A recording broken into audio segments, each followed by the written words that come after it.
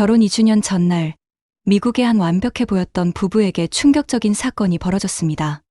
젊은 남편이 침실에서 숨진 채 발견됐습니다.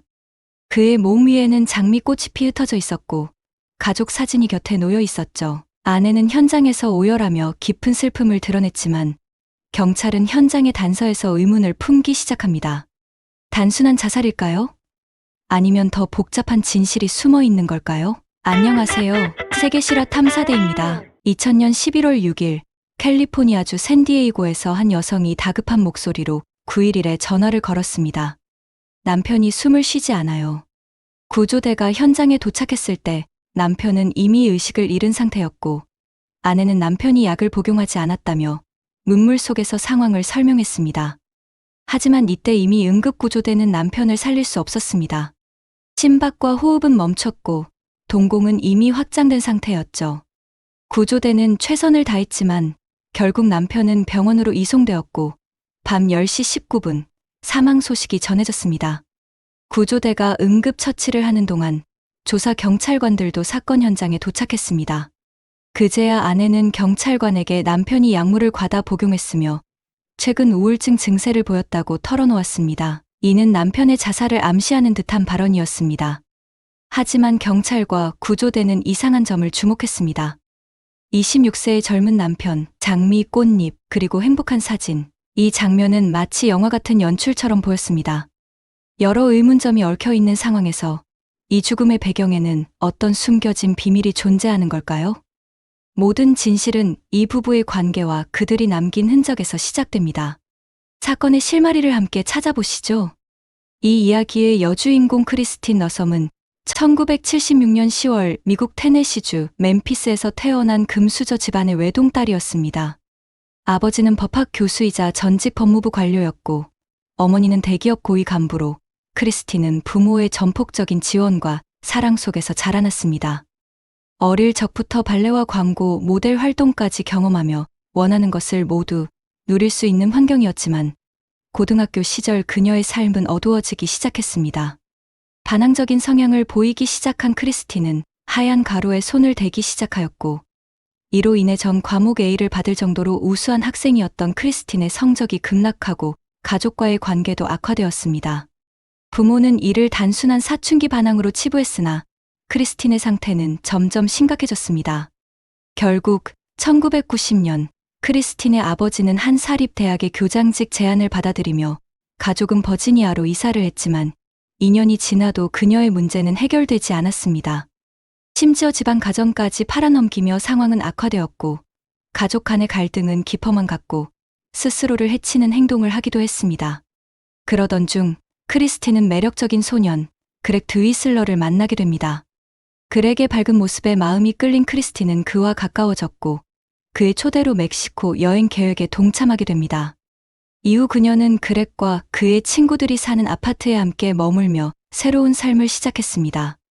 몇 주 뒤 21세의 그렉과 18세의 크리스틴은 공식적인 연애를 시작하며 서로에게 의지하기 시작했지만 이 선택은 그녀의 인생에 새로운 전환점을 만들었습니다. 같은 해 크리스틴은 아버지의 도움으로 로스앤젤레스 외곽의 대학교에 입학하며 새로운 시작을 다짐했습니다. 기숙사 생활과 함께 학업에 집중하며 좋은 성적을 거두기 시작했지만 시험 준비를 더 잘하고 싶다는 이유로 친구가 건넨 작은 알약으로 인해 다시 과거의 어두운 길로 빠지고 말았습니다. 복용량은 점점 늘었고 크리스틴은 쾌감 없이는 살 수 없는 상태가 되었습니다. 그렉은 크리스틴을 구하겠다는 의지로 그녀와 함께 살기를 제안했고 크리스틴은 이를 받아들였습니다. 하지만 함께 살게 되면서 집에서는 귀중품이 사라지는 일이 잦아졌고 그렉의 동생 제롬은 크리스틴이 이를 훔쳐 약물을 구입한다고 의심했습니다. 예상대로 그녀의 지갑 안에는 사라졌던 물건들이 들어 있었습니다. 제롬은 그렉에게 그녀를 포기하라고 조언했지만 사랑에 빠진 그렉은 동생의 말을 듣지 않았습니다. 그렉은 캘리포니아 대학교 샌디에이고 캠퍼스를 졸업하고 생명공학 회사에 입사해 상사의 인정을 받으며 성공적인 커리어를 시작했습니다. 한편 크리스틴도 그렉과 부모의 도움으로 샌디에이고 주립대학교에 입학하게 되었고 1998년에 전 과목 A를 받으며 졸업했습니다. 이때 그렉은 크리스틴에게 청혼했고 크리스틴도 이를 받아들였습니다. 1999년 6월 5일 두 사람은 결혼식을 올렸고 캠퍼스 아파트에 신혼집을 꾸리며 새로운 시작을 알렸습니다. 하지만 그녀는 친구들에게 결혼에 대한 불안감을 털어놓으며 그렉과의 관계에 확신이 없다고 말했습니다. 좋아하긴 했지만 열정적으로 사랑한 것은 아니었습니다. 크리스틴이 그렉의 청혼을 받아들인 이유는 그의 헌신과 희생 때문이었습니다. 그녀는 그와의 결혼이 그의 희생에 대한 유일한 보답이라 느꼈습니다. 그러나 그렉은 크리스틴이 과거 여러 남자친구들과 관계를 유지했다는 사실조차 몰랐습니다. 그녀는 결혼 전까지도 여러 복잡한 관계를 유지하며 살아왔지만 결혼 후에는 새로운 삶을 시작하려 노력했습니다. 결혼 후 크리스틴은 샌디에이고 카운티 법의학 사무소에 취업하며 커리어를 쌓았고 그렉도 회사에서 성공적인 경력을 이어갔습니다. 겉으로는 모든 것이 완벽해 보였지만 이들 사이에는 아직 밝혀지지 않은 불안한 균열이 자리 잡고 있었습니다. 그렉의 죽음과 결혼 생활의 연결고리는 무엇일까요? 이제 본격적으로 사건의 진실을 파헤쳐 보겠습니다. 영상의 시작에서 언급했듯이 경찰과 구조대는 현장에서 이상한 점을 발견했습니다. 남편의 몸 위에는 장미 꽃잎이 뿌려져 있었지만 그의 아래에는 꽃잎이 하나도 없었죠. 이 단서는 단순한 사고가 아닐 가능성을 암시했습니다. 그날 밤 크리스틴은 경찰서에 소환되었고 그녀와 함께 온 남자는 마이클 로빈슨이라는 인물로 자신을 그녀의 친구라고 소개했습니다. 경찰 조사에서 크리스틴은 남편의 죽음 직전 상황을 이렇게 설명했습니다. 아침에 출근 준비를 하는데 그렉은 여전히 침대에 누워 있었어요. 조금 어눌하게 말했는데 잠에서 덜 깬 것 같았죠. 그녀는 남편이 쉬도록 회사에 병가를 대신 내주었다고 말하며 점심시간에 집에 돌아왔을 때 그렉이 몰래 2가지 약물을 섞어서 먹었다고 고백했다고 했습니다. 약의 출처에 대해 묻자 크리스틴은 과거에 의사가 처방해준 약이에요. 집에 보관하고 있던 걸 그가 사용했죠. 라고 답했습니다. 그녀는 이어 점심을 함께 먹고 다시 사무실로 돌아갔고 오후에는 상사 마이크와 외근을 나갔어요. 그런데 이 마이클은 제 상사가 아니라 지금 경찰서에 온 저 남자 마이클 로빈슨입니다 라고 덧붙이며 혼란을 더했습니다. 단서들이 하나둘 밝혀지며 사건의 진실은 점점 더 미궁 속으로 빠져들고 있었습니다. 크리스틴은 경찰 조사에서 이렇게 진술했습니다. 오후 5시에 집에 돌아왔고 1시간 남짓 있다가 외출했습니다. 밤 8시쯤 집에 돌아왔을 때 그렉은 여전히 침대에 누워 있었어요. 저는 그가 자고 있다고 생각해서 깨우지 않았고 욕실로 가서 목욕을 했습니다. 그런데 욕실에서 나와 보니 그렉이 숨을 쉬지 않는 것 같았어요. 그래서 신고했습니다. 경찰이 그렉이 왜 스스로 생을 마감했을 것 같나요? 라고 묻자 크리스틴은 그렉은 저를 너무 지나치게 통제하려고 했어요. 저는 점점 숨이 막히는 기분이 들었고 최근에 그렉에게 별거를 요청했어요. 아마 그렉은 결혼 생활의 변화라는 충격을 받아들일 수 없어서 이런 선택을 했을 겁니다. 라고 답했습니다. 크리스틴의 진술은 자연스러워 보였지만 경찰은 사건의 여러 정황에 의문을 품고 철저한 조사를 시작했습니다. 법의학 검사 결과 그렉이 신고되기 최소 1시간 전에 사망했으며 폐렴 증상이 있었고 체내에 일부 약물이 있었지만 치명적인 양은 아니었다는 점을 밝혔습니다. 또한 그렉의 상태는 그가 오랜 시간 의식을 잃은 상태였을 가능성을 시사했습니다. 이는 단순한 사고로 보기 어려운 정황이었습니다. 그리고 그렉의 동료와 가족들도 자살 가능성에 대해 강하게 반발했습니다. 그렉은 평소 건강을 중요시하며 약물 사용을 꺼리는 사람이었다고 주장했습니다. 며칠 전만 해도 그는 친구들에게 미래에 대한 계획을 열정적으로 이야기했다고 전했습니다. 사건은 점점 복잡해졌습니다. 특히 그렉의 부검이 크리스틴이 근무하는 법의학 사무소에서 진행되었고 부검을 맡은 책임자가 그녀와 경찰서에 동행했던 상사 마이클 로빈슨이었다는 사실이 드러나면서 부검 과정의 공정성에 의문이 제기되었습니다. 이에 경찰은 그렉의 시신을 다른 기관으로 옮겨 재부검을 진행했습니다. 조사가 진행되면서 크리스틴의 직장 생활과 관련된 새로운 문제들이 밝혀지기 시작했습니다. 사건은 이제 예상치 못한 방향으로 전개되고 있었습니다. 크리스틴은 샌디에이고 법의학 사무소에서 독성 물질과 약물 창고를 관리하는 일을 맡았습니다. 이 창고에는 실험 약물뿐만 아니라 경찰이 압수한 금지 약물도 보관되고 있었습니다. 과거 기록에 대한 철저한 배경 조사가 이루어지지 않은 채 채용된 크리스틴에게는 이곳이 유혹의 온상이었습니다. 얼마 후 법의학 사무소는 호주 출신의 매력적인 전문가 마이클을 채용했습니다. 마이클과 크리스틴은 곧 급격히 가까워졌고 동료들은 두 사람이 점심을 함께하며 끊임없이 시간을 보내는 것을 목격했고 심지어 사무실로 돌아왔을 때 머리카락이 젖어 있는 모습을 보기도 했습니다. 마이클은 가정이 있는 유부남이었지만 크리스틴과의 관계를 거리낌 없이 이어갔고 그녀를 업계 회의에 데려가는 등 특별 대우를 아끼지 않았습니다. 이런 대담한 행동은 회사 내에서 공공연한 비밀이 되었고 결국 이 소문은 남편 그렉의 귀에도 들어갔습니다. 당시 그렉은 아내와 함께 아이를 계획하며 미래를 꿈꾸고 있었기에 이 사실을 알고 깊은 충격과 분노에 휩싸였습니다. 하지만 크리스틴은 마이클에게 빠져 있었고 그와의 관계 속에서 점점 더 위험한 길을 걷기 시작했습니다. 그녀는 약물에 다시 손을 대며 통제 불가능한 상태로 빠져들고 있었습니다. 이들의 얽히고 설킨 관계는 곧 비극적인 사건으로 이어질 운명을 예고하고 있었습니다. 크리스틴은 법의학 사무소에서 자신의 위치를 이용해 경찰이 압수한 금지 약물을 몰래 훔쳤습니다. 놀랍게도 이를 발견한 상사 마이클은 이를 묵인했을 뿐 아니라 크리스틴을 보호하며 함께 불법 행위를 공모했습니다. 두 사람은 불륜과 범죄로 얽힌 위험한 관계를 유지하고 있었습니다. 11월 2일, 그렉은 아내와의 대화에서 크리스틴의 외도를 알고 있음을 드러내며 직장을 그만둘 것을 요구했습니다. 그는 그렇지 않을 경우 그녀와 마이클의 부정을 모두 폭로하겠다고 경고했습니다. 하지만 그로부터 4일 뒤인 11월 6일, 그렉은 갑작스레 숨을 거두고 맙니다. 경찰은 사건의 연관성을 의심하며 크리스틴의 통화 기록을 조사했고 그렉이 병원으로 이송된 직후 그녀가 가장 먼저 전화를 건 사람이 바로 마이클이었다는 사실을 밝혀냈습니다. 마이클은 즉시 크리스틴과 합류했고 그렉의 사망 소식이 공식 발표되기 전까지 그녀와 함께 있었습니다. 그렉의 가족에게 연락을 취한 것은 그 후였습니다. 병원 직원들에 따르면 크리스틴은 남편의 영안실 방문을 허가받았고 이때 마이클이 그녀와 함께 들어갔다고 증언했습니다. 병원 영안실에서 크리스틴과 마이클은 도를 넘는 행동을 보였습니다. 차가운 남편의 시신 앞에서 서로를 끌어안고 키스를 나눈 것입니다. 이어 크리스틴은 남편의 피부와 각막 기증 동의서에 서명하고 시신을 즉시 화장해달라고 요청했습니다. 이 행동은 병원 직원들마저 충격에 빠뜨렸습니다. 그렉의 시체를 재부검한 두 곳의 기관에서는 동일한 결과가 나왔습니다. 두 가지 약물이 검출되었습니다. 경찰은 첫 번째 부검 과정에서의 의혹과 법의학 사무소의 부실을 확인하기 위해 수색 영장을 발부받아 조사를 진행했습니다.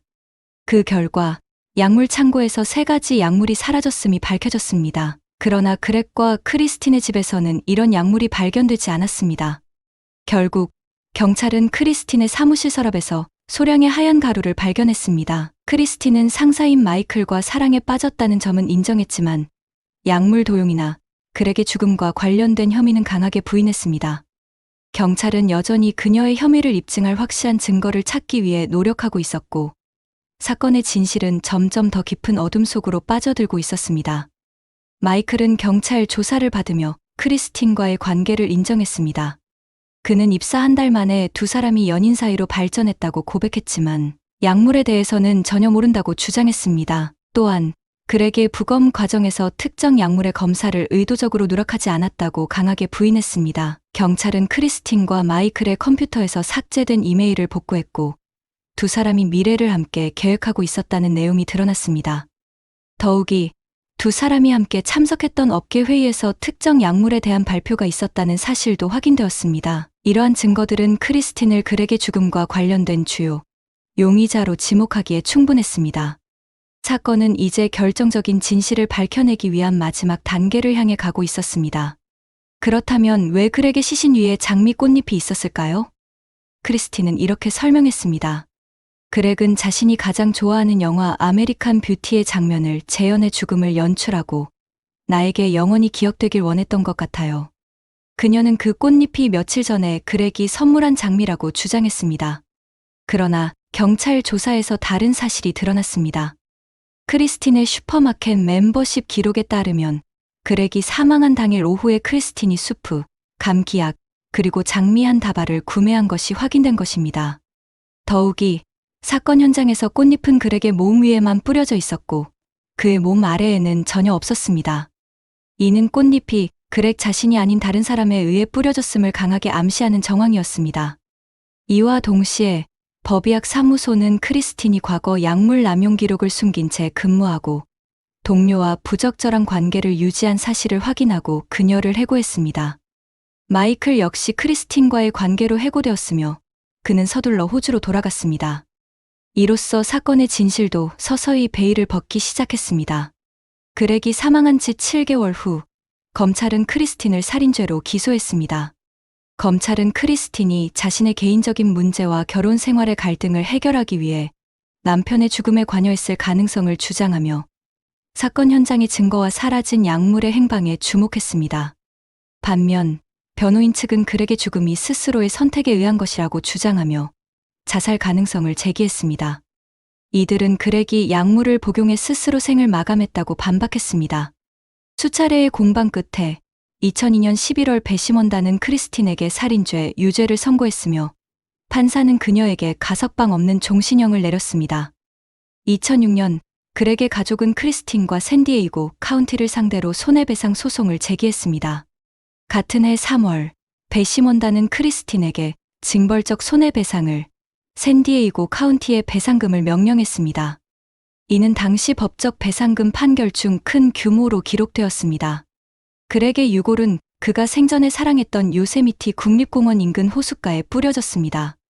이제 크리스틴은 겨우 30살이 넘은 나이에 평생 감옥에서 살아야 하는 처지가 되었습니다. 작은 마을의 평화로운 생활, 그 평화는 쓰레기 더미 속에서 발견된 한 소녀로 인해 산산조각이 났습니다. 그녀의 상태는 충격적이었고 주변에 남겨진 흔적들은 사건의 심각성을 더욱 부각시켰습니다. 질투, 분노, 그리고 왜곡된 욕망이 만들어낸 이 끔찍한 사건의 진실은 무엇일까요? 지금부터 그 어두운 비밀을 파헤칩니다. 오늘 사건은 미국 웨스트 버지니아주 모건 카운티의 작은 마을인 버클리 스프링스에서 발생했습니다. 이 마을에는 약 160가구가 상주하고 있으며 총 인구는 800명도 되지 않습니다. 마을 전체에는 400여 채의 주택이 있을 뿐이고 면적이 크지 않아 주민들 대부분은 서로 얼굴을 아는 사이입니다. 그래서 15세에 가까운 한 소녀가 실종되었을 때 마을 주민들은 큰 충격을 받았습니다. 실종된 소녀는 매우 평범한 고등학교 1학년생으로 춤, 노래, 무용미지 연기를 잘했습니다. 그녀는 같은 학교의 소년 헤이든과 연애 중이었으며 양측 부모도 이를 암묵적으로 인정하고 있었습니다. 사실 두 사람은 밤에 각자 집으로 돌아가 잠을 자야 하는 시간 외에는 늘 함께 있었고 이러한 관계는 8개월 이상 지속되었습니다. 그들은 매 순간 달콤한 시간을 보내고 있었습니다. 2019년 5월 7일, 라일리는 평소처럼 학교에 다녀왔습니다. 그날은 학업 과제가 많아 남자친구와 외출하지 않았습니다. 오후 3시 30분쯤 그녀는 집에 돌아왔습니다. 그녀는 어머니 샨텔이 소파에서 깊이 잠들어 있는 것을 보았습니다. 라일리는 자신의 어머니를 매우 안타깝게 여겼습니다. 어머니는 라일리의 친아버지와 이혼 후 라일리의 학비를 대기 위해 혼자서 2가지 일을 하고 있었으며 매일 12시간 이상 일하고 있었습니다. 최근 몇 년 동안 샨텔은 새로운 남자친구 앤디와 교제를 시작했고 그들의 관계는 안정적으로 보였습니다. 두 사람 사이에서 2아들이 태어났고 앤디는 건설 현장에서 일하며 가족을 부양하려 노력하고 있었습니다. 하지만 앤디의 수입은 넉넉하지 않았고 샨텔은 여전히 경제적 압박 속에서 하루 2가지 일을 병행하며 고된 삶을 이어가고 있었습니다. 사건 당일 아침, 샨텔은 몸이 좋지 않다고 말했지만 라일리가 하루 쉬라고 권유해도 이를 받아들이지 않고 일을 나가겠다고 했습니다. 그녀는 대신 라일리에게 학교에서 돌아와 자신이 아직 자고 있으면 깨워달라고 당부했습니다. 샨텔의 2번째 일은 저녁 6시부터 시작되었기에 라일리는 그녀를 깨울지 말지 고민하며 집으로 돌아왔습니다. 어머니가 좀 더 쉬도록 하고 싶었던 라일리는 잠든 어머니 곁을 조용히 지켰습니다. 그러다 어머니가 흐릿한 목소리로 몇 시야? 라고 물었고 라일리는 시간을 알려주었습니다. 샨텔은 간단히 피자를 두어 조각 먹고 마침 퇴근한 앤디와 역할을 교대하며 아이들을 돌보는 일을 맡겼습니다.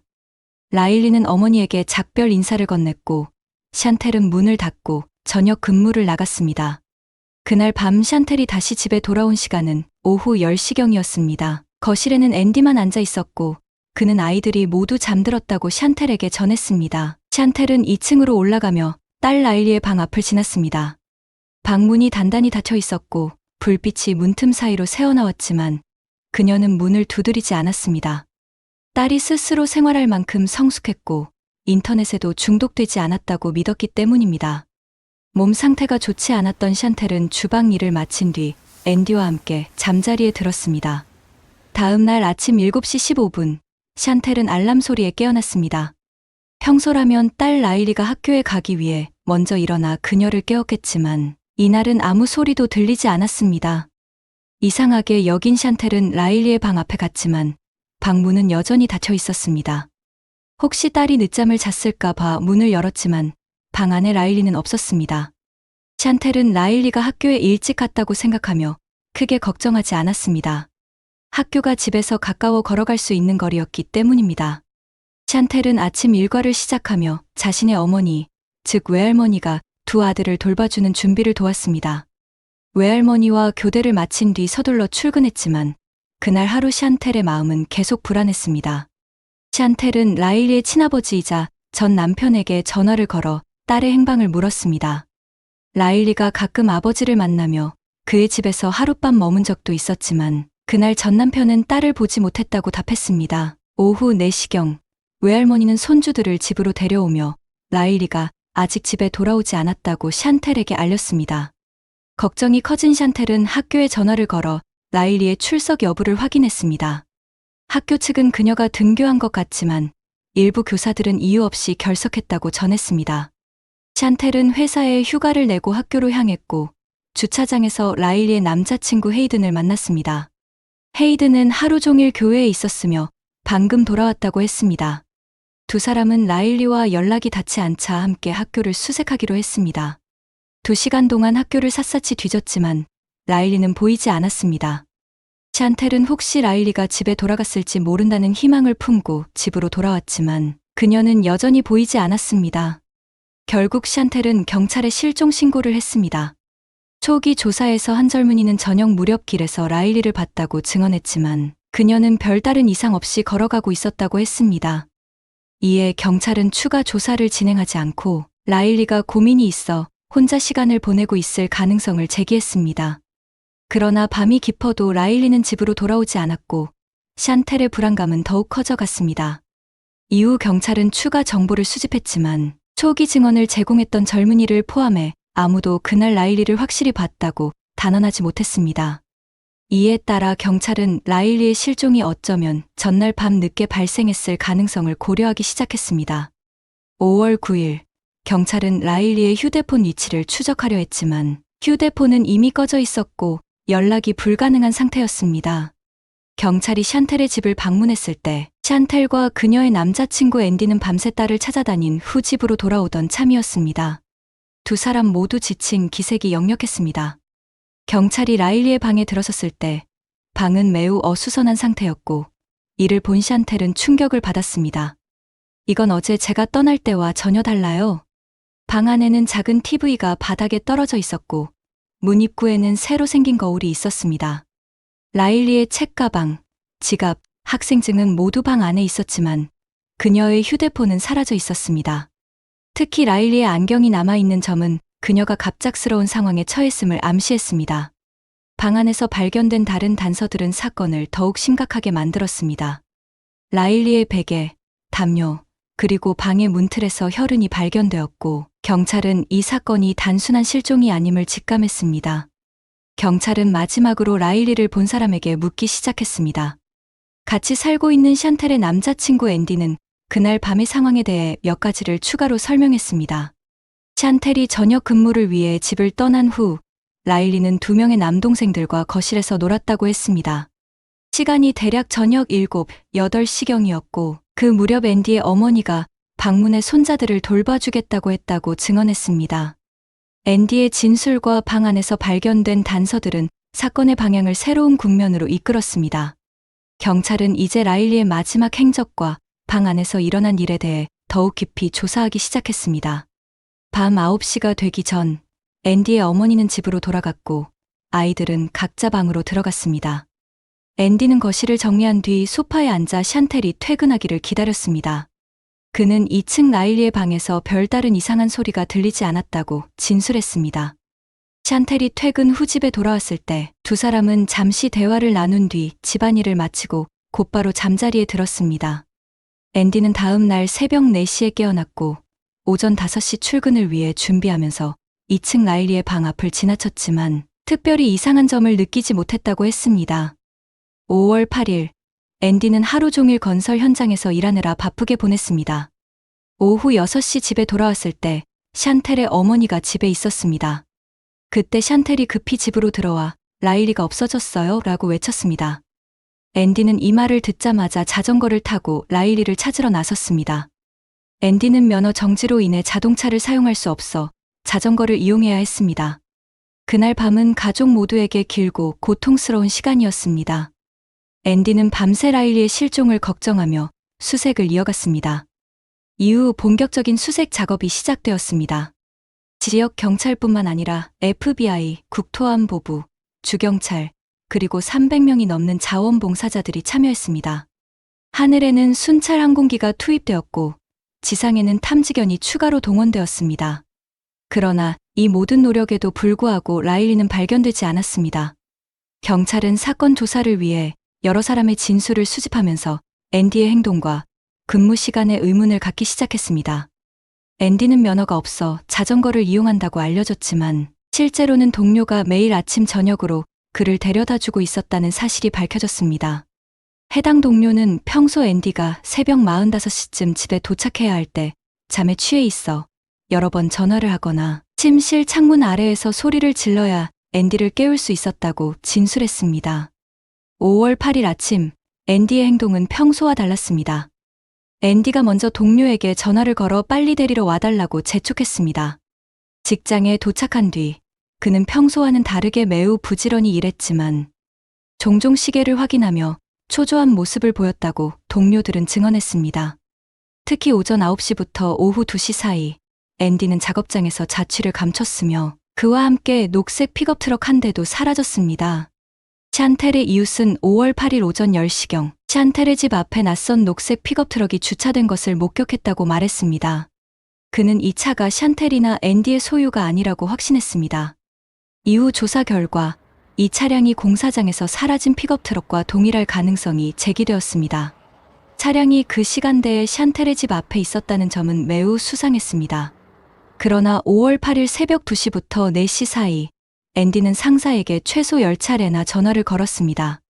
상사는 당시 자고 있었고 휴대폰이 무음 상태여서 전화를 받지 못했다고 진술했습니다. 이후 앤디는 상사에게 메시지를 남겼는데 그 내용은 정말 두렵습니다. 당장 숨을 곳이 필요해요. 라는 문장이었습니다. 이 시점은 앤디의 진술에 따르면 그가 자고 있어야 할 시간이었습니다. 하지만 그는 깨어 있었고 무언가에 대해 극심한 두려움을 느끼고 있었던 것으로 보입니다. 앤디의 또 다른 동료는 그가 5월 8일 근무 중 과거 며칠 전에 가구를 조립하러 갔다고 말했지만 그 작업이 5시간이나 걸렸다고 주장했다고 증언했습니다. 앤디는 우리라는 표현을 사용하며 자신과 함께 누군가가 있었다는 뉘앙스를 풍겼지만 구체적으로 누구였는지는 설명하지 못했습니다. 결국 앤디는 더 이상 둘러댈 수 없다고 판단해 자신의 진술을 수정했습니다. 그는 그날 잠시 사라졌음을 인정하며 이유는 금지된 물품을 수집하기 위해서였다고 주장했습니다. 처음에 이를 밝히지 않은 이유는 자신이 범죄 행위를 하고 있다는 사실을 알고 있었기 때문이라고 덧붙였습니다. 그러나 이러한 진술은 그의 행동에 대한 의혹을 더욱 증폭시킬 뿐이었습니다. 앤디의 여자친구 샨텔은 그가 실제로 금지 약물을 사용한 적이 있다고 진술하였습니다. 5월 7일 라일리 사건이 발생했을 가능성이 있는 밤, 샨텔이 집에 돌아왔을 때 소파에 앉아있던 앤디의 모습은 평소와 달랐습니다. 그는 약물을 복용한 상태로 보였고 그녀는 이를 알아차렸습니다. 그러나 앤디의 동료들은 그가 항상 약물을 준비해두고 있어 굳이 구매하러 나갈 필요는 없었다고 증언했습니다. 이러한 증언과 진술은 앤디의 행적과 동기에 대해 계속해서 의문을 제기하며 사건을 더욱 복잡하게 만들었습니다. 그날 앤디는 휴대폰을 가지고 있지 않아 경찰이 그의 위치를 추적할 수 없었습니다. 그러나 행적을 숨길 수는 없었습니다. 경찰은 여러 감시 카메라를 통해 결국 녹색 픽업 트럭의 이동 경로를 확인했습니다. 트럭은 앤디가 운전하고 있었습니다. 그는 작업장에서 떠나 9번 고속도로를 따라 서쪽으로 이동했으며 중간에 한 주유소에 들러 트럭에 기름을 가득 채웠습니다. 이 과정은 주유소의 CCTV에 포착되었습니다. 이후 그는 샨텔의 집으로 돌아왔고 앤디의 전 애인이 그를 목격했습니다. 앤디의 전 애인은 앤디가 집에서 커다란 가방 2개를 들고 나가는 것을 보았으나 당시에는 별다른 의심 없이 넘겼습니다. 사건이 공개된 후 앤디의 전 애인은 앤디를 목격자로 지목했습니다. 앤디는 탐지가 어려운 외진 도로를 따라 이동했고 경찰은 수사 중 우연히 시골 길가의 작은 상점을 지나쳤습니다. 경찰은 상점 주인에게 CCTV 확인을 요청했는데 녹색 픽업 트럭이 이곳을 지나갔다가 약 20분 후 돌아오는 모습이 포착되었습니다. 5월 16일, 라일리 실종 8일째 되는 날, 경찰은 이 상점을 출발점으로 삼아 차로 15분 이내의 지역을 집중적으로 수색했습니다. 결국 라일리는 이 지역에서 발견되었습니다. 그녀는 쓰레기 더미에 버려져 있었고 몸에는 석고 같은 흰색 점액이 덮여 있었습니다. 바지의 지퍼는 열려 있었고 속옷은 입지 않았으며 얇은 잠옷은 찢겨 있었습니다. 부상당한 발에는 오염된 신발끈이 달린 신발 한 짝만 남아 있었고 나머지 한 짝은 어디로 갔는지 알 수 없었습니다. 심각하게 부패된 상태로 발견된 그녀는 부패 정도로 보아 사망한 지 약 10일이 지난 것으로 추정되었습니다. 같은 날, 앤디는 체포되었지만 자신의 결백을 주장하며 강하게 반발했습니다. 그는 체포 과정에서 모든 증거를 경멸하며 자신의 혀를 깨무는 등 극단적인 태도를 보였습니다. 라일리의 남자친구 헤이드는 사건 당일 밤 9시경 라일리와 페이스타임으로 대화 중이었다고 증언했습니다. 두 사람은 평소처럼 즐겁게 대화를 나누고 있었지만 갑자기 앤디가 노크도 없이 라일리의 방에 들어왔습니다.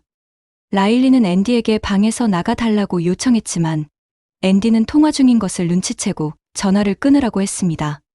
그는 라일리에게 성숙하게 행동할 때가 되었다며 아래층에 내려가 설거지를 하라고 요구하며 잔소리를 늘어놓았습니다. 앤디의 이러한 간섭으로 라일리는 결국 헤이든과의 통화를 중단해야 했습니다. 라일리는 사건 당일 밤 11시 13분 남자친구 헤이든에게 음성통화는 하지 마. 앤디가 내 방에 있어. 내가 말하는 걸 다 들을 수 있어. 나 너무 무서워. 라는 메시지를 보냈습니다.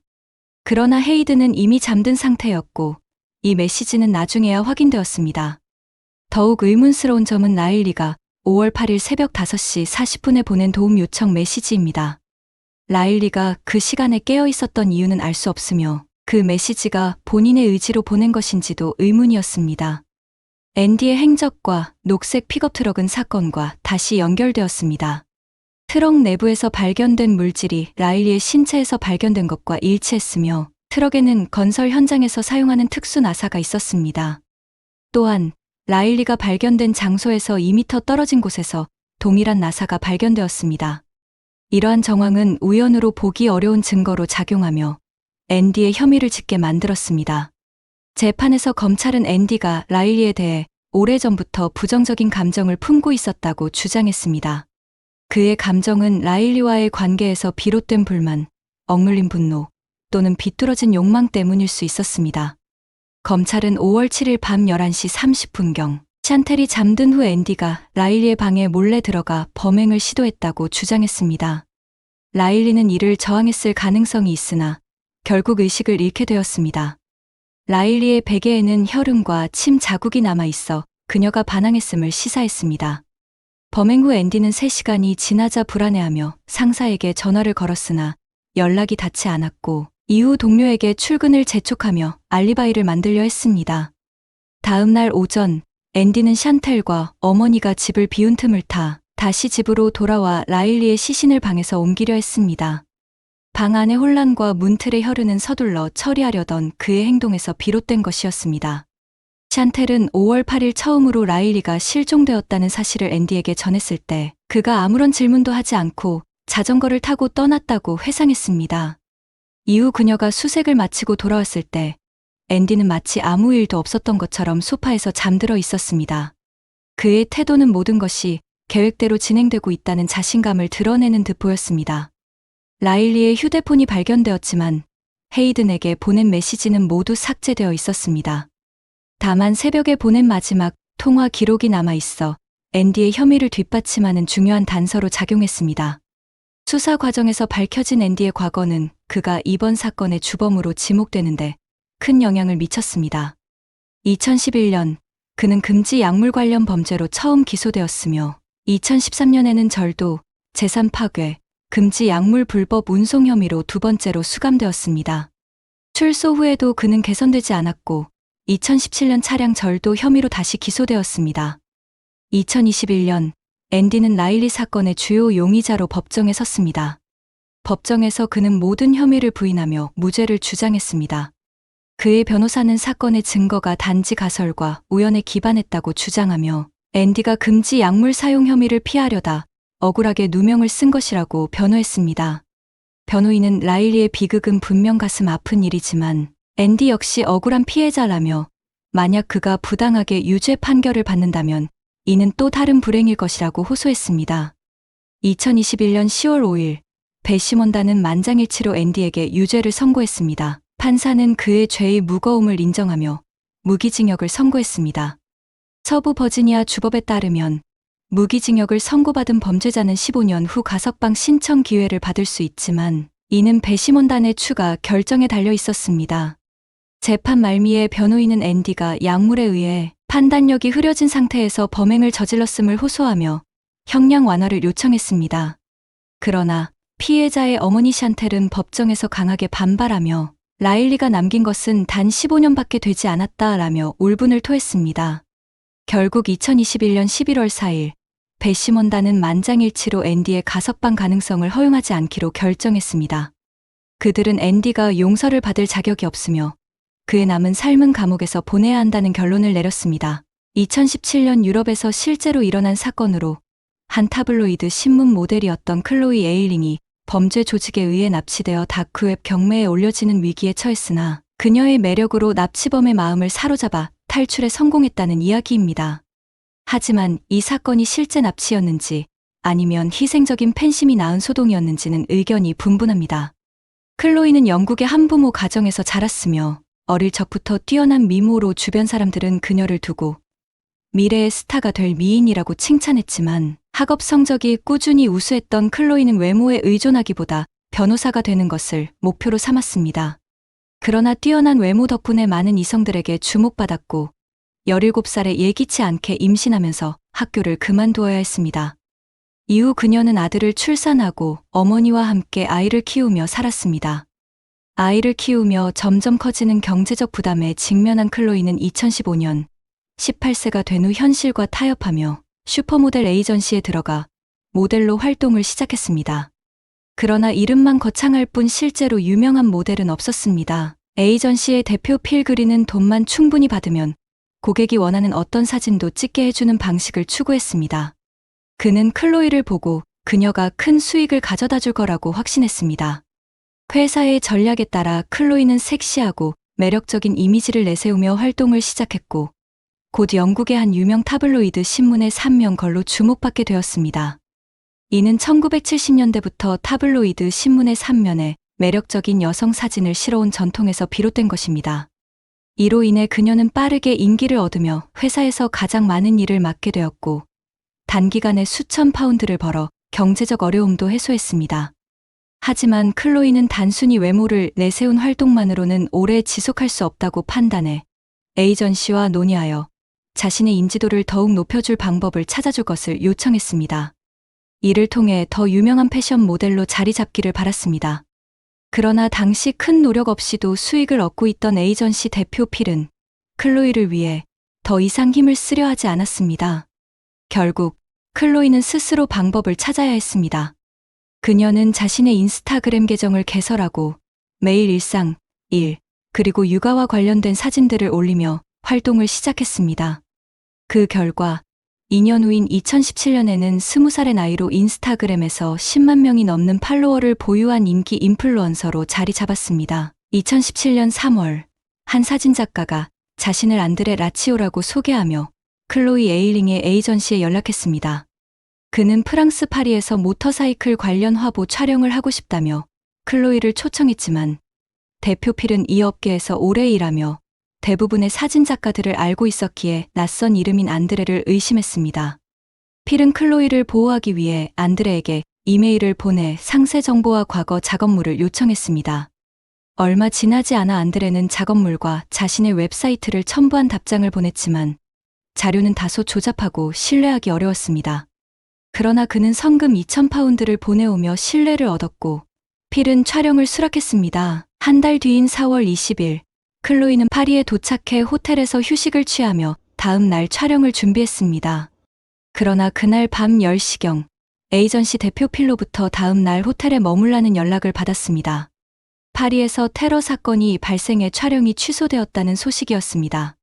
다음 날 클로이는 호텔 로비에서 작가를 만났고 그가 장비 도난으로 인해 촬영을 연기해야 한다고 설명하자 아쉬운 마음으로 영국으로 돌아왔습니다. 3개월 후 안드레는 다시 클로이를 초청하며 이번에는 이탈리아 밀라노에서 촬영을 제안했습니다. 그는 파리에서 촬영이 취소되었음에도 성금을 돌려달라고 요구하지 않았기에 필은 이번에도 의심 없이 이를 수락했습니다.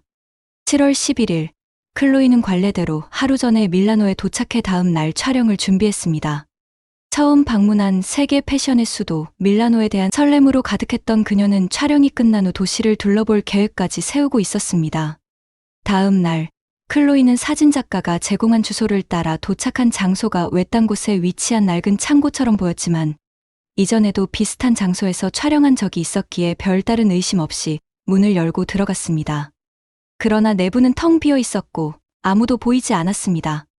순간 자신이 잘못 온 것이 아닐까 의아해하던 찰나 문 뒤 어두운 곳에서 한 남자가 갑자기 나타나 클로이를 붙잡으며 제지하려 했습니다.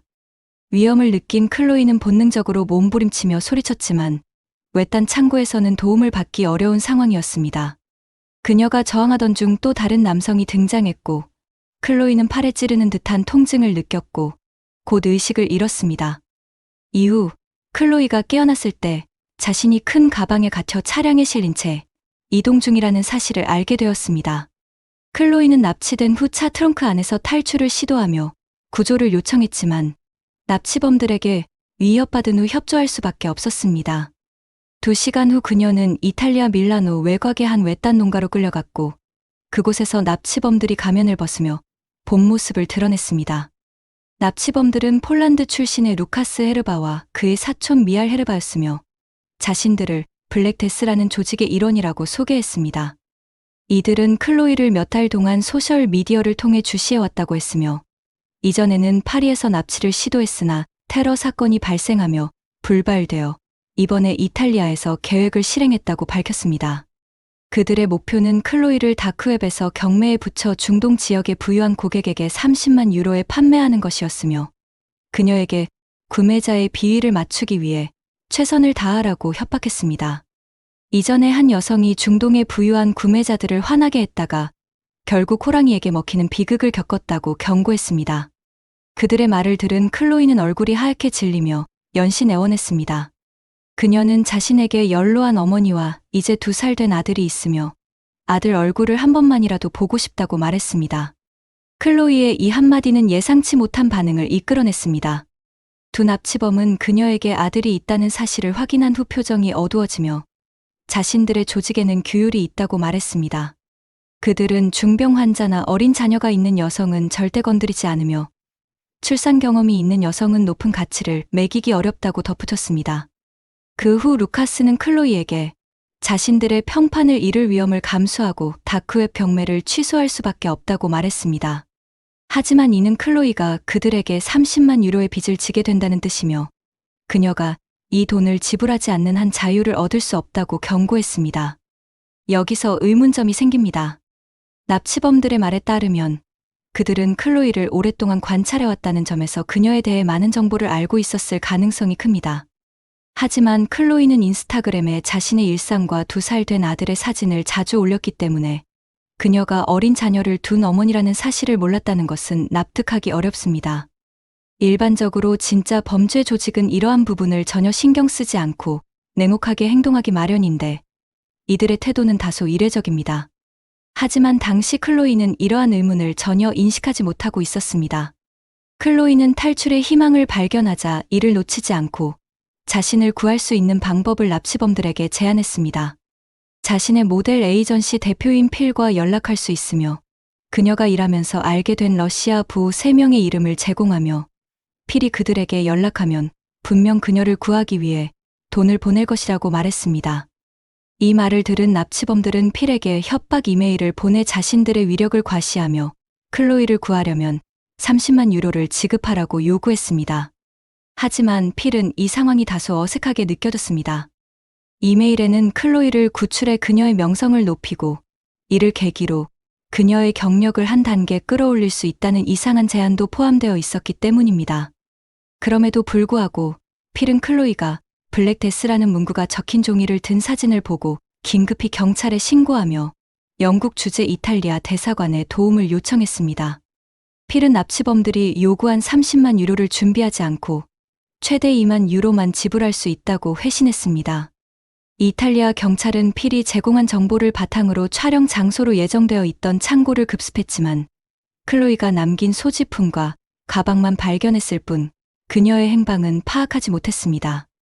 모델 에이전시 대표 필로부터 2만 유로만 지불하겠다는 회신을 받은 납치범 루카스와 미알은 크게 분노하며 격한 반응을 보였습니다. 그들의 모습을 본 클로이는 겁에 질려 아무 말도 하지 못했습니다. 그들은 화를 풀기 위해 클로이를 서랍장 옆에 수갑으로 묶고 차가운 바닥에서 밤을 보내게 했습니다. 하지만 이튿날 루카스는 클로이에게 도망치지 않겠다고 약속한다면 그녀를 풀어주고 침대에서 잘 수 있게 하겠다고 제안했습니다. 클로이는 그의 눈에서 연민과 감정을 느꼈고 탈출의 가능성을 높이기 위해 그의 요구에 응하며 친근하게 대화를 시작했습니다.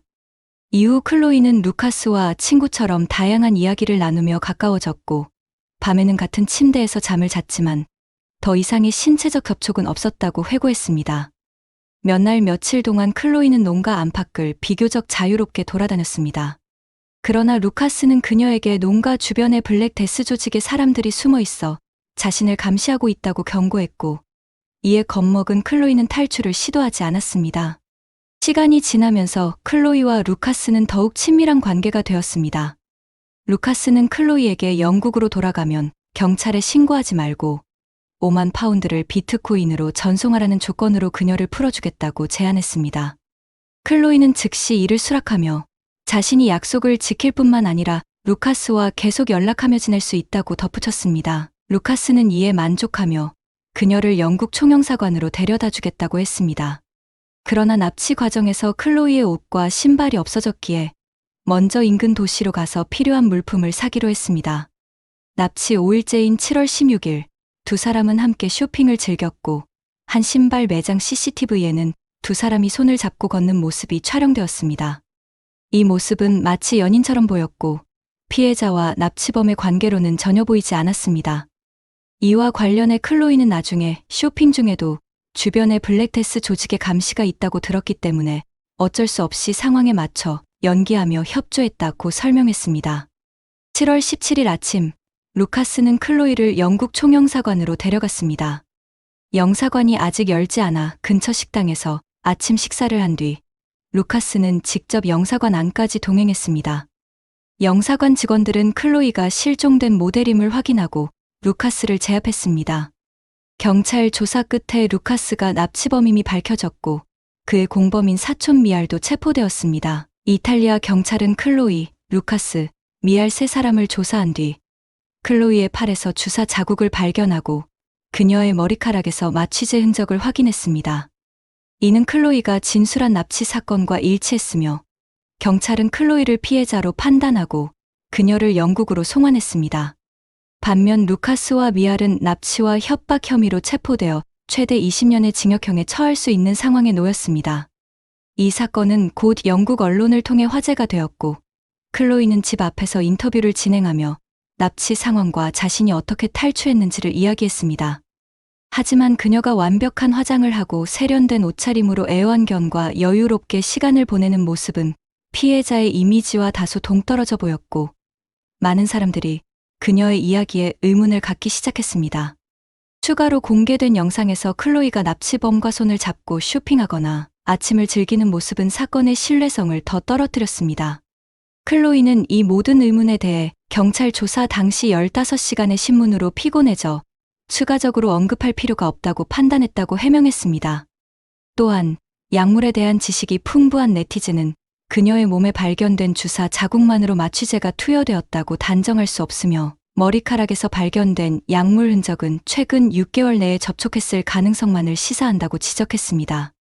게다가 클로이와 루카스가 몇 년 전부터 소셜미디어에서 친구였다는 사실이 밝혀지면서 이들이 정말로 처음 만난 사이인지에 대한 의구심이 커졌습니다.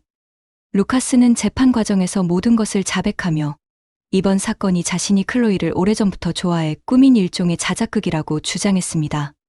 이는 사건을 더욱 혼란스럽게 만들었고 대중은 이 사건의 진실을 의심하기 시작했습니다.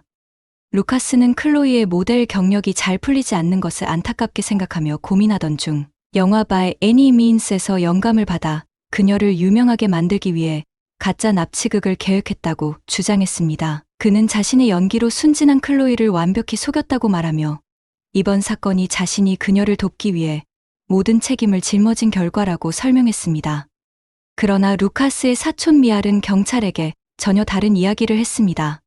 그는 이번 사건의 진짜 설계자는 바로 클로이라고 주장했습니다.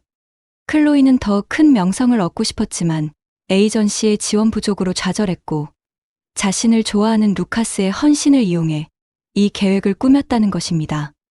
미알은 클로이가 직접 가짜 납치극의 일부를 지휘했으며 에이전시 대표 필에게 보낸 협박 이메일의 내용 중 클로이의 명성을 높이자는 문구는 그녀가 직접 작성했다고 주장했습니다. 이탈리아 경찰의 조사 결과에 따르면 클로이가 납치당했던 사건 자체는 자작극이 아닌 실제 범죄지만 헤르바와 그 공범의 단독 범행이며 블랙데스 그룹은 헤르바가 지어낸 이야기일 가능성이 가장 높다고 합니다. 경찰은 클로이를 납치 사건의 단순 피해자로 판단하고 있습니다. 2018년 루카스와 미알은 각각 16년형을 선고받았습니다. 그러나 항소 끝에 2년 후인 2020년 두 사람의 형량은 감형되었습니다. 루카스는 12년형으로 미알은 16년에서 5년으로 형량이 줄어들었습니다. 한편 논란의 중심에 있던 클로이는 이 사건을 계기로 큰 유명세를 얻으며 사실상 이름을 널리 알렸습니다. 이를 바탕으로 그녀는 많은 일자리 제안을 받으며 단기간에 수십만 파운드의 수익을 올렸고 여러 유명 인터뷰와 예능 프로그램에 연이어 출연하게 되었습니다. 클로이는 영국의 TV, 언론 등에 수차례 출연하여 절대 자작극이 아니었고 헤르바와 친밀한 태도를 보인 것은 자신의 안전을 염려해 협조한 것일 뿐이라고 주장했으며 석방될 때도 신고하지 말라는 경고를 받았으며 영국으로 돌아온 후에도 두려움은 여전하다고 밝혔습니다. 클로이는 납치와 구출, 자작극 누명까지 자신이 겪은 일에 대한 수기를 2018년 출간했으며 2024년에 영국 BBC에서 이 수기를 각색하여 6부작 드라마 캣나핏을 제작했습니다. 이것은 최근 미국에서 발생한 비극적인 사건입니다. 한 젊은 어머니가 갑작스럽게 실종되었고 경찰과 자원봉사자들은 철저한 수색 작업을 벌였지만 여전히 그녀의 행방은 묘연합니다. 실종된 어머니를 찾지는 못했지만 조사가 진행될수록 섬뜩한 단서들이 드러났고 이는 모두 충격적인 진실로 이어졌습니다. 이 젊은 어머니에게 무슨 일이 있었는지 먼저 몇 달 전으로 돌아가 이 실종 사건의 잔혹한 진실을 탐구해 보겠습니다. 미국 동부 대서양 연안에 위치한 버지니아주, 이 주의 북동부에 약 4만 명이 거주하는 도시인 머네서스가 자리 잡고 있습니다. 이곳에는 전형적인 네팔 커뮤니티가 형성되어 있으며 정기적으로 다양한 네팔 전통 축제가 열리고 심지어 네팔어 학교도 운영되고 있습니다. 이러한 이유로 많은 네팔계 미국인들이 이곳에 정착하여 살아가고 있습니다. 오늘 이야기의 장소도 바로 이곳입니다. 마마타는 버지니아주 머네서스에 거주하는 간호사로 그녀는 밝고 자신감 넘치는 성격으로 소셜미디어를 통해 자신의 일상을 자주 공유해 많은 팬을 얻었습니다. 동시에 그녀는 이제 막 28세가 된 젊은 어머니로 귀여운 딸을 두고 있습니다. 그녀의 어린 시절에 대한 자세한 정보는 알려지지 않았으나 사랑과 배려가 넘치는 가정에서 자랐고 부모님과 오빠의 보살핌 속에서 좋은 교육 환경을 제공받았다고 합니다. 어릴 때부터 그녀는 훌륭한 사람이 되고자 다짐했으며 이는 단순한 말에 그치지 않았습니다.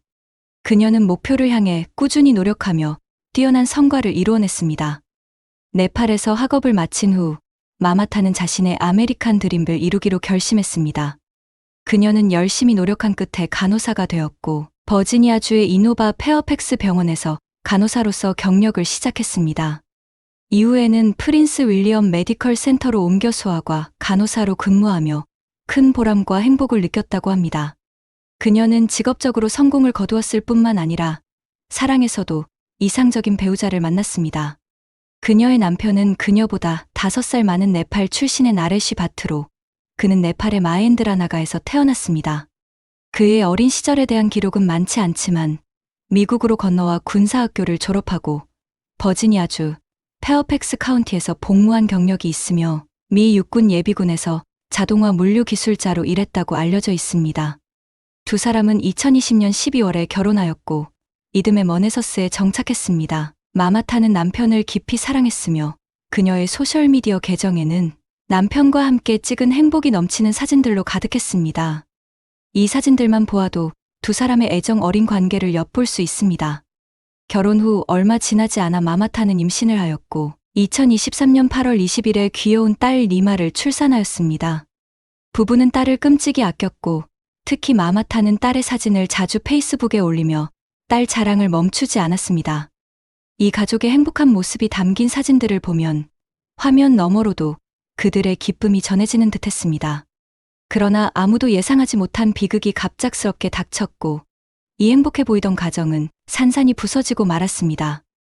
2024년 8월 1일 마마타는 미국 시민권 미 이민서비스국과의 마지막 약속을 놓치고 말았습니다. 이는 그녀가 미국 시민권을 획득하기 위한 마지막 단계였기에 매우 중요한 약속이었습니다. 동시에 그녀의 동료들 또한 이상한 낌새를 느끼기 시작했습니다. 항상 시간에 맞춰 출근하던 마마타가 직장에 나오지 않았고 전화도 받지 않고 문자에도 답하지 않았던 것입니다. 그녀의 평소와는 전혀 다른 행동이었습니다. 안전을 우려한 병원 관리자는 경찰에 신고하기로 결정하였습니다. 이는 개인의 안부를 확인하기 위한 요청으로 주로 독거노인, 정신적 어려움을 겪는 사람, 혹은 장기간 연락이 끊긴 사람에게 적용되는 절차였습니다. 다음 날 오후 3시 15분, 경찰은 마마타가 거주하던 버지니아주 머네서스 공원의 집에 도착하여 방문을 두드렸고 그녀의 남편 나레시 바트를 만났습니다. 그는 당시 딸을 혼자 돌보고 있었습니다. 경찰의 질문에 나레시는 아내의 행방을 모른다고 답하며 최근 부부 사이에 다툼이 있어 별거 중이었다고 설명했습니다. 그는 마지막으로 마마타를 본 것이 7월 31일 밤이며 그녀가 뉴욕이나 텍사스에 있는 언니를 만나러 갔다고 말했습니다. 다툼 중 마마타가 자신의 휴대전화를 부수는 바람에 서로 연락이 닿지 않는 상황이라고 덧붙였습니다.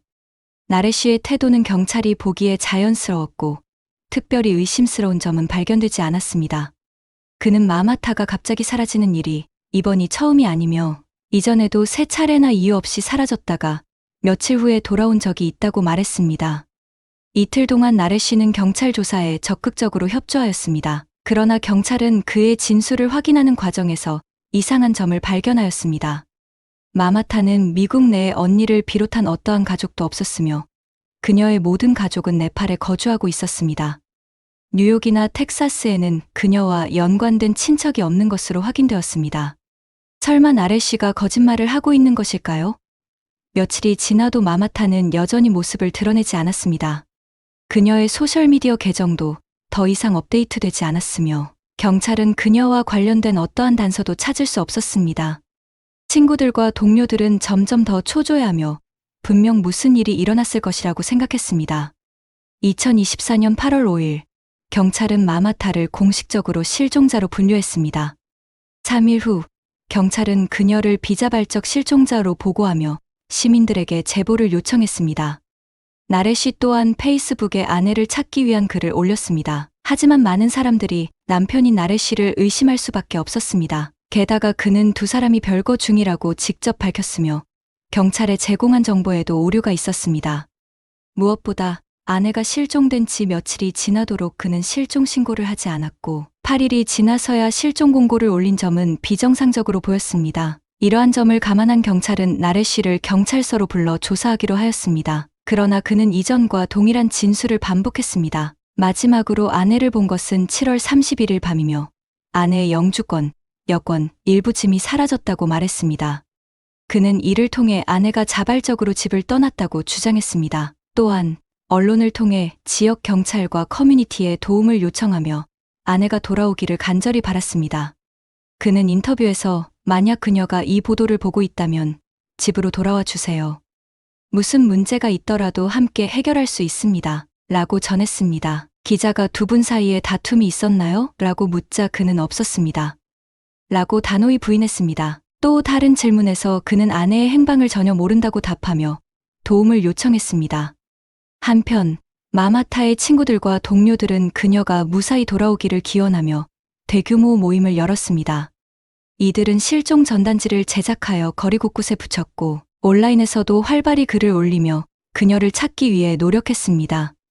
주요 뉴스 매체들은 이 실종 사건을 대대적으로 보도하였고 TV 유명인 낸시 그레이스는 다른 기관과 협력해 $5,000의 현상금을 내걸고 중요한 제보를 받기 시작했습니다. 마마타의 친구들은 수색 범위를 넓히기 위해 모금 활동을 시작했고 현재까지 $19,000 이상의 금액을 모았습니다. 이 기금은 모두 마마타 씨를 찾기 위한 비용으로 사용될 예정입니다. 하지만 수색 범위가 넓어졌음에도 불구하고 여전히 그녀의 행방에 대한 어떠한 단서도 발견되지 않았습니다. 시간이 갈수록 마마타를 걱정하는 사람들의 마음은 점점 더 무거워졌습니다. 실종된 시간이 길어질수록 그녀가 생존해 있을 가능성은 낮아질 수밖에 없었기 때문입니다.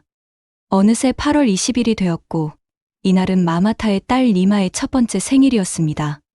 8월 20일 나레 씨는 집에서 딸 니마의 첫 번째 생일 파티를 열었습니다. 그는 많은 친구와 동료를 초대하였고 집은 화려하게 장식되어 있었습니다. 그러나 참석자들에게 사진 촬영을 금지하였습니다. 이후 파티에 참석했던 친구들은 당시 분위기가 매우 이상하고 불편했다고 전했습니다. 그 장면을 상상해보면 아내가 실종된 상황에서 친구들이 그녀를 찾기 위해 노력하고 있는데 남편은 마치 아무 일도 없었던 것처럼 생일 파티를 열고 있었다는 점이 의문을 자아냅니다. 이 생일 파티는 마마타가 이미 무슨 일을 당했을 가능성을 더욱 확신하게 만드는 계기가 되었습니다. 그녀는 딸을 누구보다 사랑했던 사람으로 어떤 일이 있어도 아이를 버리고 떠날 사람이 아니었기 때문입니다. 마마타의 전 동료들은 그녀가 그런 행동을 할 사람이 아니라고 입을 모았습니다. 한 동료는 경찰에 중요한 단서를 제공했습니다. 올해 초 2월에 마마타가 직장에서 얼굴에 멍이 든 상태로 나타난 적이 있다는 것입니다. 동료가 이를 묻자 그녀는 남편과 갈등을 겪고 있으며 현재 별거를 시도 중이라고 답했다고 합니다. 당시 동료는 마마타에게 도움을 제안하며 자신 집에서 지내거나 정부의 도움을 요청하라고 권유했지만 마마타는 이를 거절했습니다. 그녀는 그 이유에 대해 명확히 설명하지 않았습니다. 이후 마마타는 지역의 한 편부모 지원단체에 도움을 요청한 적이 있었습니다. 그녀가 단체에 보낸 메시지는 집에서 겪고 있는 어려움을 간접적으로 나타냈습니다. 이러한 모든 단서들은 마마타가 소셜미디어에 올린 행복한 사진들이 단지 겉으로 드러난 가식적인 모습일 뿐이며 실제로는 그녀와 남편의 관계가 이미 오래전에 파탄에 이르렀음을 보여주고 있었습니다. 실제로 마마타와 나레 씨는 깊은 갈등을 겪고 있었고 그들의 관계는 이미 회복하기 어려운 상태에 있었습니다. 이러한 상황에서 나레 씨의 혐의는 더욱 짙어졌습니다. 8월 21일 경찰은 나레 씨의 집에 대한 수색 영장을 발부받아 철저한 조사를 시작했습니다. 증거 수집팀은 매우 꼼꼼하게 집안을 조사하였으며 첫날에 조사를 끝내지 못해 집에서 하룻밤을 보낸 뒤 다음 날까지 수색을 이어갔습니다. 경찰은 작은 단서도 놓치지 않으려 했습니다. 비록 수색 세부 사항 대부분은 공개되지 않았지만 경찰은 욕실과 주침실에서 루미놀 테스트를 통해 혈흔을 발견했습니다. 혈흔은 침실에서 욕실까지 끌린 흔적이 있었고 욕조 내부에는 혈흔이 널리 퍼져 있었던 것으로 확인되었습니다. 경찰은 채취된 혈흔 잔여물을 DNA 검사한 결과 마마타의 것으로 확인하였습니다. 머네서스공원 경찰서장 마리오 루고는 곧바로 기자회견을 열어 대량의 혈흔과 마마타가 이미 20일 넘게 실종된 점을 근거로 그녀가 살해되었을 가능성이 높다고 발표했습니다. 또한 유력한 용의자는 남편 나레 씨라고 지목했습니다. 2024년 8월 22일 경찰은 시신 은닉 혐의로 나레 씨를 공식 체포했으며 그에 따른 전문 기관으로 인계되었습니다. 많은 이들이 왜 살인 혐의로 기소하지 않았는가 라는 의문을 가질 수 있습니다. 이는 살인 혐의보다 시신 은닉 혐의가 증거가 부족한 상황에서도 적용하기 쉬운 법률적 절차이기 때문입니다. 경찰은 이를 통해 나래 씨를 구속하고 사건을 사법 절차에 돌입시키면서 추가 조사를 위한 시간을 확보하고자 했습니다. 나래 씨가 체포된 후 경찰은 그의 집에 대한 두 번째 수색을 실시하고 그의 휴대전화와 컴퓨터의 내용을 증거로 확보하였습니다. 수사 결과 나래 씨는 마마타가 실종된 이후 자신의 테슬라 차량을 팔았고 집을 매각하려고 시도한 것으로 확인되었습니다. 또한 집안에 많은 물품이 이미 상자에 포장되어 있었으며 그는 딸을 네팔로 보내려고 준비 중이었습니다. 이러한 정황들은 모두 나래 씨가 도주를 계획하고 있었음을 시사했습니다. 8월 26일 보석 심리에서 판사는 나래 씨가 지역사회에 큰 위협이 되고 도주 가능성이 크다고 판단하여 보석을 허가하지 않았습니다. 경찰은 마마타가 마지막으로 어머니와 통화한 7월 29일을 기준으로 그녀의 사망 시점을 7월 29일에서 30일 사이로 추정하였습니다.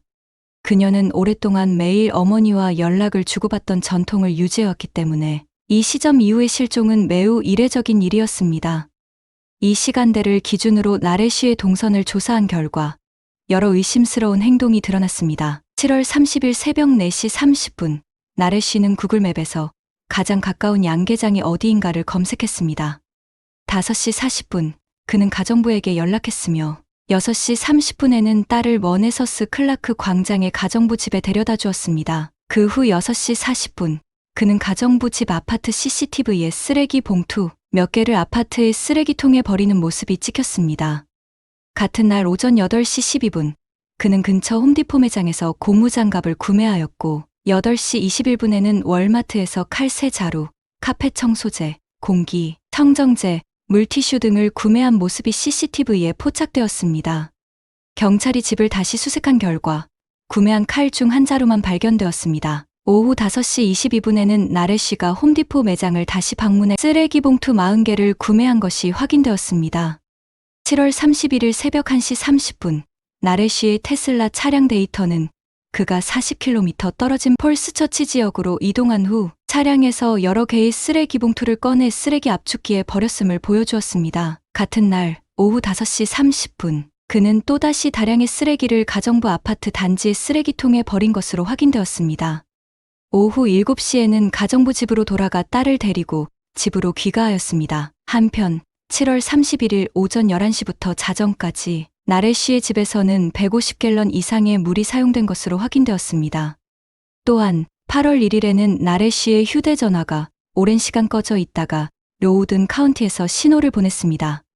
그는 이 시점에 옷 기부함에 큰 가방 하나를 넣었으며 경찰은 해당 가방을 추적한 결과 안에 있던 옷에서 혈흔이 발견되었습니다. 8월 2일 경찰의 건강 확인 방문 직전에 나래 씨는 세입자에게 도움을 요청하여 침실에 침대를 옮겼습니다. 이 모든 정황은 마마타가 실종된 이후 나래 씨가 취한 행동들입니다. 이러한 증거만으로도 사건의 단서가 명확해 보입니다. 경찰은 나래 씨가 이전에 인터넷 검색 기록에서 아내가 사망한 후 얼마 지나야 재혼할 수 있는가라는 질문을 한 것을 발견했습니다. 이를 바탕으로 경찰은 나래 씨가 다른 사람과의 관계를 위해 이미 오래전부터 마마타에게 해를 가할 계획을 세웠을 가능성을 합리적으로 의심했습니다.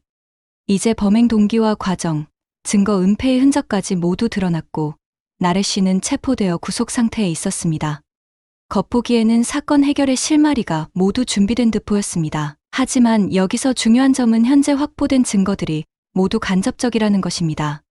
이 사건에서 가장 중요한 물증인 마마타의 시신 혹은 그녀의 흔적이 발견되지 않았습니다.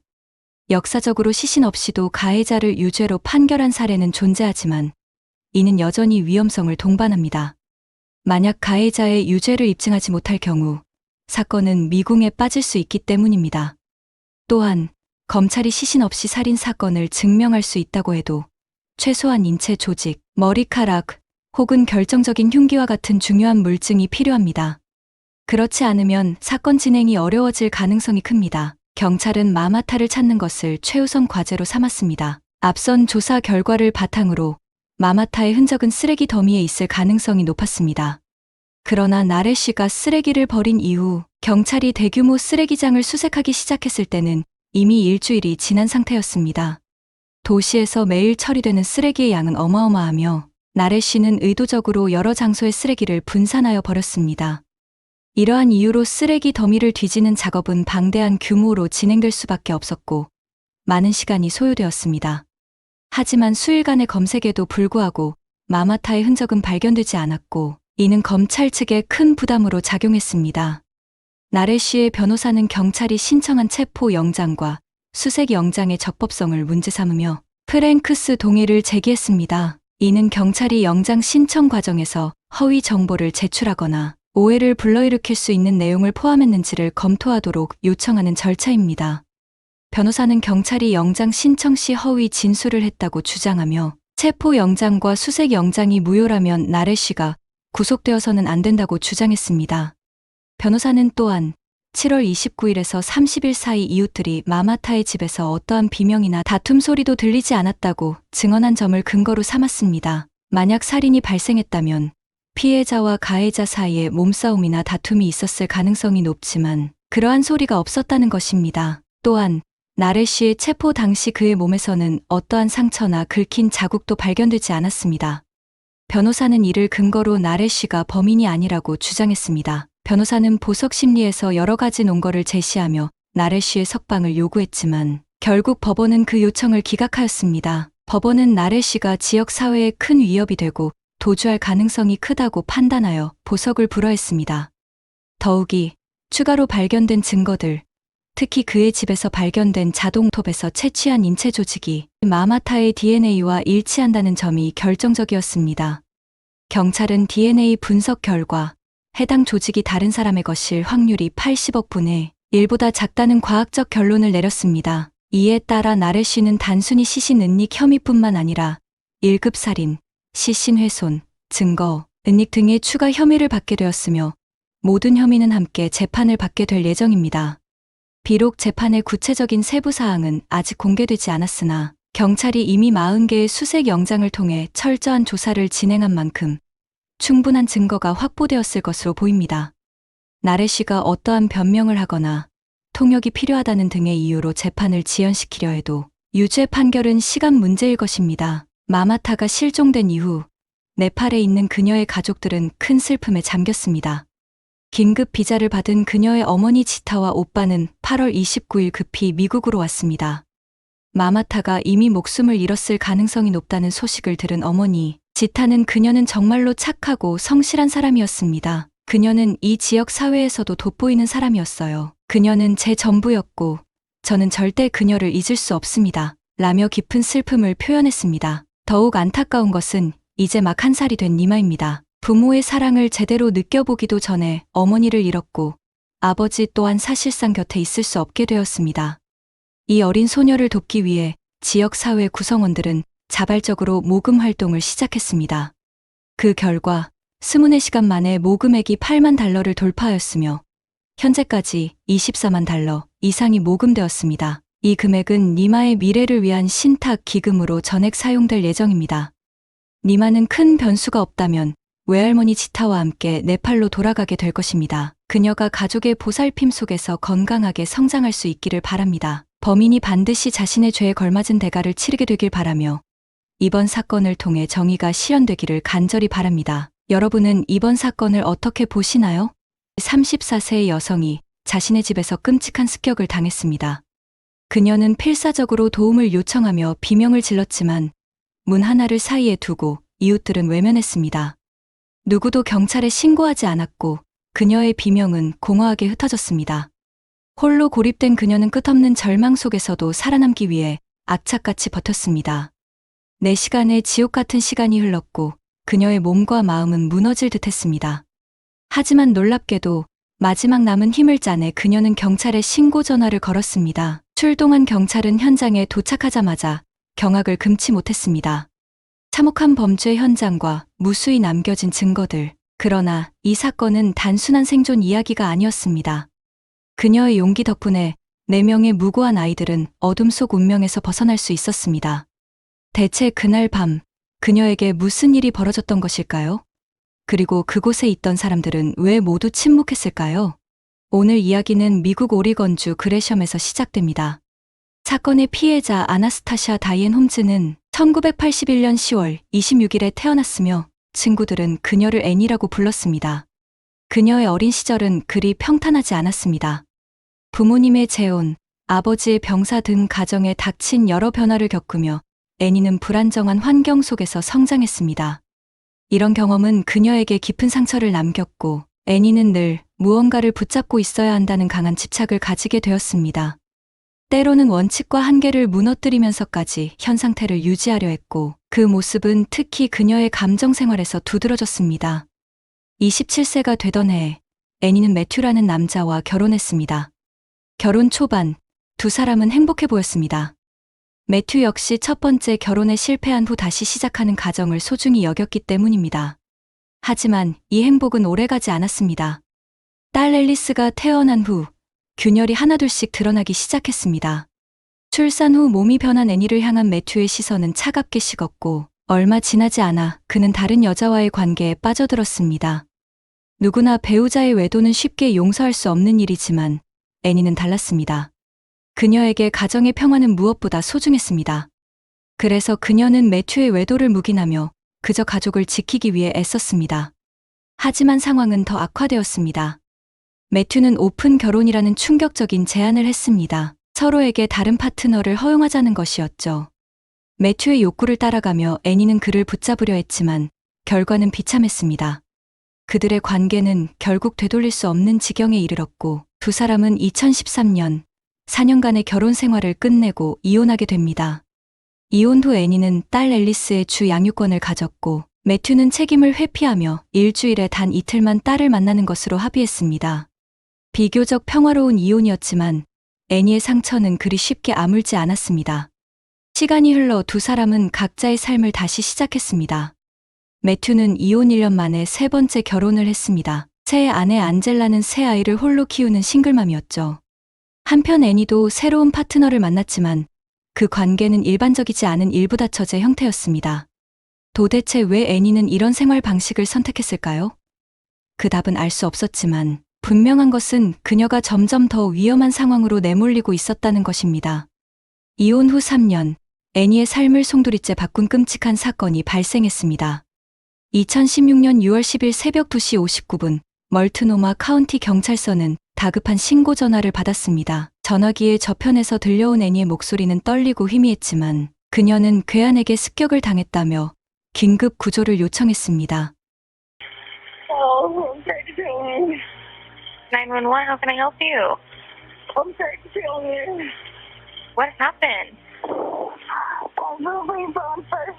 Everything. Somebody tried. I'm Where is this person at now? not here. Do you need an ambulance? No. No. Do you know the name of the person that did this to you? No. 출동한 의료진이 가장 먼저 현장에 도착했을 때 애니는 아직 말을 할 수 있었습니다. 그러나 그녀의 상태는 심각했습니다. 몸에는 다수의 상처가 있었고 상태는 점점 악화되고 있었습니다. 의료진은 곧바로 그녀를 병원으로 이송했지만 끝내 그녀는 회복하지 못하고 세상을 떠났습니다. 경찰은 사건 현장을 접수하고 본격적인 수사에 착수했습니다. 경찰은 애니의 침실 창문에서 환풍기가 제거된 흔적을 발견했습니다. 창문 아래에는 발판으로 사용된 것으로 보이는 벽돌이 놓여 있었고 이는 범인이 비교적 조용하고 눈에 띄지 않게 집에 침입하려 했다는 것을 보여줬습니다. 출입문 근처 바닥에서는 피가 묻은 신발 자국과 맨발의 발자국이 확인되었습니다. 이어 애니가 공격을 당했던 거실 소파 근처에서는 접이식칼 한 자루와 주방에서 가져온 칼도 자루가 발견되었습니다. 경찰은 범행을 다음과 같이 추정했습니다. 범인은 처음에 접이식칼로 애니를 공격했습니다. 이후 접이식칼로는 충분한 상해를 입히지 못한다고 판단해 주방으로 가서 칼 두 자루를 가져왔습니다. 이 과정에서 애니는 도망치려 했으나 범인에게 제압당하며 출입문 근처에서 흔적이 남았습니다. 수사를 진행하던 중 경찰은 애니의 집에서 다수의 어린이 장난감을 발견했지만 아이의 모습은 어디에도 보이지 않았습니다. 경찰은 애니의 딸 앨리스가 위험에 처했을 가능성을 염두에 두고 즉시 그녀의 전 남편 매튜와 연락을 시도했습니다. 매튜는 사건 전날 양육권 협의에 따라 딸을 자신의 집으로 데려갔다고 주장하며 사건 당시에는 현재의 아내 안젤라와 함께 있었다고 밝혔습니다. 경찰은 매튜의 진술을 확인하며 그를 참고인 신분으로 소환해 추가 조사를 진행하기로 했습니다. 매튜와 안젤라가 경찰서에 도착하기 전 경찰은 애니의 이웃들을 대상으로 탐문 조사를 시작했습니다. 그런데 이 과정에서 충격적인 사실이 드러나면서 사건은 새로운 국면으로 접어들게 되었습니다.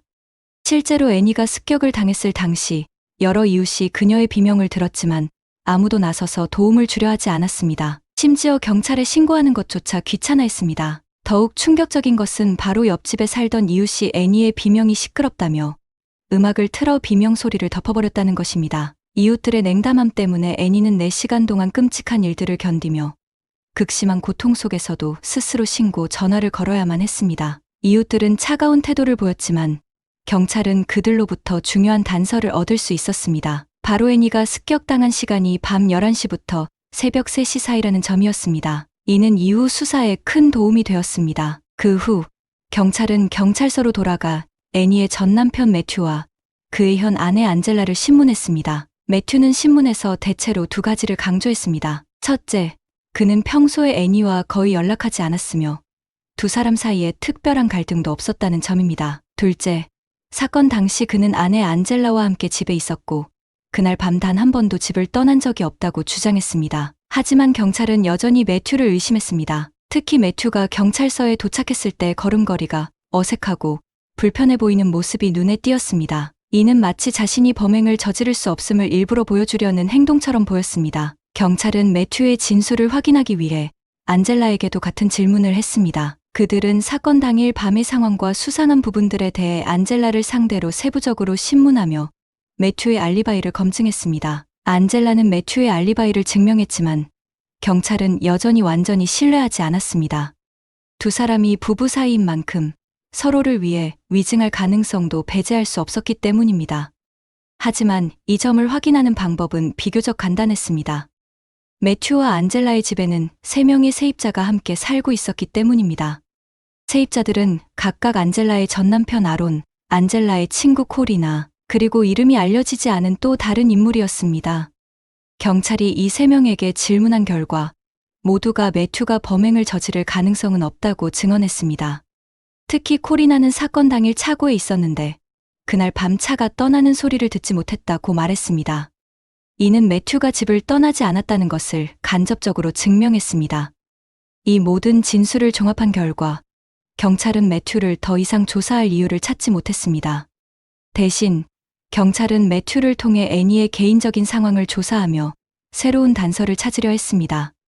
매튜는 경찰에게 애니가 이혼 후 한 단체에 가입했다고 밝혔습니다. 이 단체는 일부 다처제를 지향하는 생활 방식을 따랐습니다. 애니는 이곳에서 제임스와 브리엔이라는 중년 부부를 만나 약 2년간 관계를 유지했지만 사건 발생 6주 전 관계를 정리했습니다. 매튜는 애니의 복잡한 사생활이 이번 사건의 원인이 되었을 가능성을 언급하며 제임스 부부가 연관되었을지도 모른다고 주장했습니다. 경찰은 해적 복장이 흉기와 연결될 수 있다고 보고 수사했지만 제임스 부부는 사건 당시 확실한 알리바이를 제공하며 용의선상에서 제외되었습니다. 대신 그들의 증언은 매튜에 대한 의심을 키웠습니다. 제임스 부부는 경찰에게 매튜와 애니의 관계에 대해 중요한 단서를 제공했습니다. 이들에 따르면 매튜는 이혼 초기에는 딸 앨리스의 양육권에 크게 신경 쓰지 않았습니다. 심지어 애니와 비교적 평화로운 관계를 유지하며 양육비를 제때 지급하기 위해 자신의 집을 세입자에게 임대하기도 했습니다. 이 과정에서 매튜는 현재의 아내 안젤라를 만나 결혼하게 되었습니다. 하지만 안젤라와 결혼한 후 매튜는 전혀 다른 사람이 되었습니다. 그는 더 이상 양육비를 지급하지 않으려 했을 뿐 아니라 애니를 완전히 배제하고 딸 앨리스의 양육권을 독점하려 했습니다. 이를 위해 매튜는 애니가 양육 능력이 부족하다는 이유로 그녀를 법정에 세웠습니다. 그러나 이 소송은 매튜의 패소로 끝났습니다. 그는 정규직 직업이 없고 주로 정부 보조금에 의존해 생활했습니다. 그의 거주 환경은 자녀를 양육하기에 적합하지 않았습니다. 결국 매튜는 양육권을 되찾지 못했을 뿐 아니라 소송 비용과 밀린 양육비로 총 42,000달러를 애니에게 지급해야 했습니다. 이로 인해 매튜는 애니에게 강한 불만을 품었을 가능성이 높아졌습니다. 제임스 부부의 증언은 경찰 조사에서 사실로 확인되었습니다. 그리고 매튜의 알리바이에는 치명적인 허점이 드러났습니다. 그의 알리바이를 뒷받침했던 세입자 코리나는 사건 당일 밤 차고에서 차가 떠나는 소리를 듣지 못했다고 주장했지만 실제로 매튜의 차량이 사건 시간대에 집을 떠났던 사실이 밝혀졌습니다. 거리의 CCTV는 매튜의 차량이 집을 떠나 애니의 집 방향으로 이동한 흔적을 분명히 보여주었습니다. 차량이 다시 집으로 돌아온 시간도 사건이 발생한 시점과 정확히 일치했습니다. 게다가 경찰은 매튜가 사건 직후 애니의 보험금에 대해 보험사에 문의한 기록도 확인했습니다. 이 보험은 매튜와 애니가 결혼했을 당시 가입된 것으로 10만 달러의 보상이 지급되는 조건이었습니다. 원래 매튜는 이 보험의 수혜자였지만 이혼 후 애니가 수혜자를 자신의 어머니로 변경한 상태였습니다. 매튜는 자신이 여전히 애니의 보험 수혜자라고 믿고 있었고 이를 동기로 그녀를 살해했을 가능성이 있었습니다. 하지만 경찰이 주목한 것은 매튜가 안젤라와 결혼한 후 왜 그렇게 큰 변화를 겪었는지, 그리고 경제적으로 어려운 상황에서도 왜 딸 앨리스의 양육권을 얻으려 했는가 하는 점이었습니다. 조사를 통해 밝혀진 충격적인 사실은 모든 것이 안젤라와 관련이 있다는 것이었습니다. 안젤라는 매튜와 결혼하기 전에 2번의 결혼을 했고 3자녀를 두고 있었습니다. 그녀는 2번째 결혼 이후부터 자녀들을 수입원으로 이용하기 시작했습니다. 자녀들에게 부적절한 약물을 투여해 장애를 유발하고 이를 통해 매달 수천 달러의 정부 보조금을 받아왔습니다.